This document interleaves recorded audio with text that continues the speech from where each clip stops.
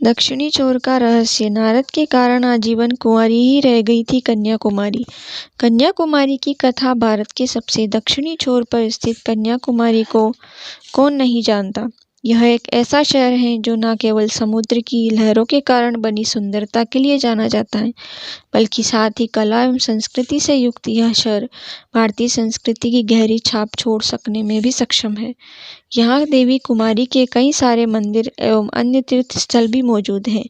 प्रतिवर्ष यहाँ श्रद्धालुओं की भीड़ लगी रहती है, जो कि विशेष तिथियों जैसे कि व्रत त्योहार पर और भी अधिक देखने को मिलती है। लेकिन दक्षिणी भारत के इस समुद्री छोर का नाम कन्याकुमारी क्यों पड़ा, क्या आप जानते हैं इस नाम के पीछे का रहस्य?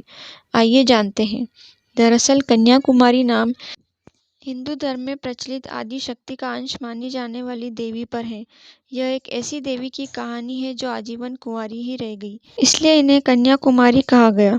एक पौराणिक कथा के अनुसार बानासुर नामक एक असुर था, जिसने देवताओं को अपने कुकर्मों से पीड़ित कर रखा था। सभी देवता इस असुर से मुक्ति चाहते थे, लेकिन दूसरी ओर भगवान शिव ने असुर को कठोर तपस्या के बाद यह वरदान दिया कि उसकी मृत्यु केवल एक कुमारी कन्या के हाथों ही होगी, अन्यथा वह अमर हो जाएगा। उधर दूसरी ओर उस समय भारत पर शासन कर रहे राजा भरत के यहाँ एक पुत्री ने जन्म लिया। राजा के 8 पुत्र और एक पुत्री थी। कहते हैं कि यह पुत्री और नहीं बल्कि आदि शक्ति का ही अंश थी, जिसका नाम कुमारी रखा गया। आगे चलकर राजा ने अपने साम्राज्य को 9 बराबर हिस्सों में अपनी संतानों में विभाजित कर दिया, जिसमें से दक्षिणी छोर का हिस्सा पुत्री कुमारी को मिला।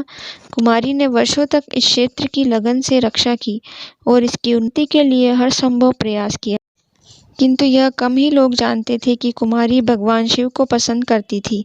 उसने शिवजी से विवाह हेतु कठोर तपस्या की और उसके तप से प्रसन्न होकर शिवजी ने उनका विवाह प्रस्ताव स्वीकार कर लिया। उनके यहाँ बारात लाने का आश्वासन भी दिया। अब कुमारी विवाह की तैयारियों में लग गई। विवाह हेतु श्रृंगार करके वह बारातियों के स्वागत की तैयारियों में लग गई। लेकिन दूसरी ओर नारद मुनि यह जान चुके थे कि कुमारी कोई साधारण कन्या नहीं, बल्कि असुर बानासुरन का वध करने वाली ही देवी है। लेकिन अगर उनसे विवाह कर लिया तो असुर हमेशा के लिए अमर हो जाएगा। नारद ने तुरंत इस बात की सूचना सभी देवी देवताओं तक पहुंचा दी और देवताओं ने किसी भी हाल में विवाह रद्द हो जाने के लिए योजना बनानी आरंभ कर दी। अंत में फैसला यह हुआ कि शिवजी की बारात को रास्ते से ही वापस कैलाश भेज दिया जाए। कुमारी से विवाह करने के लिए शिवजी आधी रात में ही कैलाश से भारत के दक्षिणी छोर के लिए रवाना हो गए, ताकि वे सुबह तक वहां विवाह के मुहूर्त तक पहुंच जाए। किंतु देवताओं ने आधी रात में ही मुर्गे की आवाज में बांग लगा दी। मुहूर्त के लिए देरी हो जाने का एहसास होने पर शिवजी कैलाश की ओर लौट गए। वहां दूसरी ओर कुमारी के पास सुबह तक जब शिवजी नहीं पहुंचे तो उन्होंने क्रोध में आकर अपना सारा श्रृंगार समुद्र के पानी से धो लिया। बारातियों के लिए जो पकवान बनाए थे उन्हें समुद्र तट पर ही बिखेर दिया। ऐसा माना जाता है कि देवी के श्रृंगार का लाल रंग आज भी इस समुद्र के तट पर अपनी छवि बनाता है। समुद्र के तट पर मिलने वाली रेत अक्षत चावल एवं दाल के कणों जैसी लगती है। इस बीच बानासुरन को जब कुमारी की सुंदरता के बारे में पता चला तो उसने कुमारी के समक्ष शादी का प्रस्ताव रखा। कुमारी ने कहा कि यदि वह उसे युद्ध में हरा देगा तो वह उससे विवाह कर लेगी। दोनों के बीच में युद्ध हुआ और बानासुरन को मृत्यु की प्राप्ति हुई। अंततः देवताओं को असुर से मुक्ति मिली और उसके बाद अपने दूल्हे के इंतजार में बैठी कुमारी आजीवन कुमारी ही रह गई।